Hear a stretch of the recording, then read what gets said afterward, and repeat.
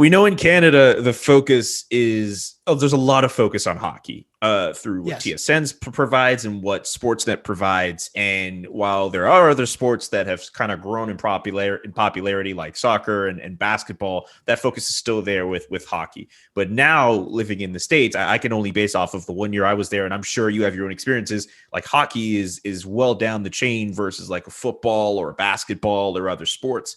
And I'm just curious, have you noticed your viewing habits kind of change in terms of the sports you've watched from when you transitioned to, working in Canada full time to working in America full time?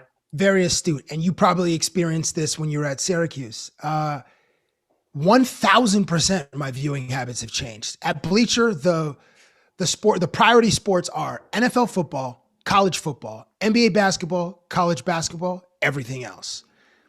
And in the everything else, like if like Serena's in a final, Serena gets bumped up. If Tiger is in a like in any of the majors, he gets bumped up to but like baseball, hockey, UFC from time to time will bump up. Like if they're huge. So if Conor McGregor is fighting, because Conor McGregor he's brilliant at selling a fight. He takes his cues from Floyd Mayweather. But yeah, so like I rarely follow hockey. Before at TSN, obviously hockey is the NFL of Canada. So I have to go look for it because it's not just on. Sometimes I'll go to a sports book if I want to watch some hockey because there are like 80 screens and basically every event is on, and you can find, all right, this Pittsburgh, Philadelphia, or sometimes I'll stream the games. But and certainly now my viewing habits have changed because if I'm watching a game, I've put money on the game. It could be as low as $10 or $20 or whatever. Or maybe I'm betting on a player prop, so-and-so to James Van Riemsdyk to score a goal or Giroud to get an assist or something. But certainly football and basketball, absolutely. There's money on the game. And that's, in my previous life, my entertainment, I would go out. I'll go to restaurants. I go see we would go party and stuff. Now it's like so that bit of disposable income is now over here in this column for sports gambling. And I'm taking way more L's in sports gambling than I did at eating restaurants in Toronto. Don't take L's, Cabbie. Don't do it.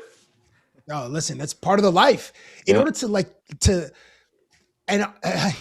to sustain yourself in sports betting, you have to win at a 56% clip.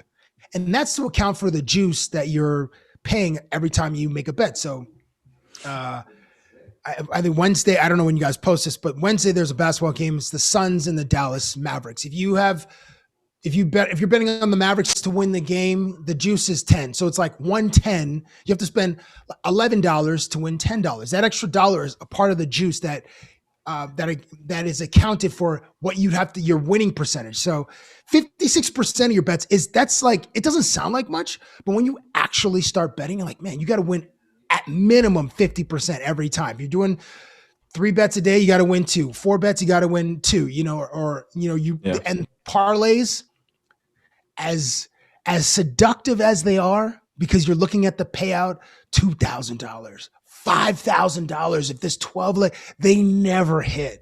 And the casinos, that's how they build those towers in Las Vegas. It's people betting on these parlays, or people spending hours at the slot machines or at the table games chasing the big jackpot. And the house always wins. Like that popular moniker is real. The house always wins.